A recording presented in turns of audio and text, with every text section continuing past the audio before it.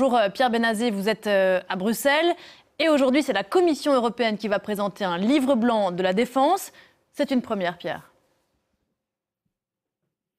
Oui, c'est une première parce que la défense n'était absolument pas dans les prérogatives de l'Union européenne. On a vu évidemment beaucoup de projets de financement, de projets ponctuels et à plus long terme, d'abord pour aider l'Ukraine et ensuite pour renforcer les possibilités d'achat. Il s'agit d'un plan global. On a vu le lancement déjà du plan Réarmer l'Europe. C'est la Commission européenne qui a la main pour faire des propositions qui sont d'abord évidemment essentiellement financières. On a vu une forte augmentation des capacités de financement de l'Union européenne. Les États membres de l'Union européenne, depuis 2021, ont augmenté d'un tiers leurs dépenses de défense pour arriver à 326 milliards d'euros l'an dernier. Mais ça ne suffit évidemment pas.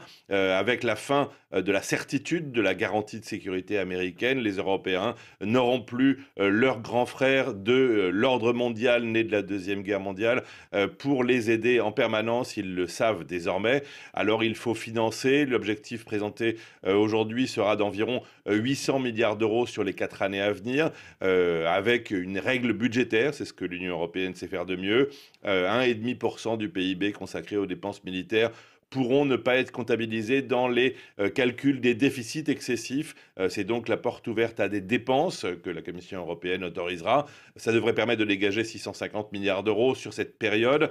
150 milliards d'euros supplémentaires viendront avec des prêts que la Commission européenne accordera aux États membres. Il faudra pour cela que 65% des pièces du matériel militaire qui sera acheté proviennent de l'Union européenne. L'objectif est évidemment de se désengager, même si, évidemment, pour l'instant, les Européens n'ont pas d'autre choix que de continuer à acheter aux États-Unis.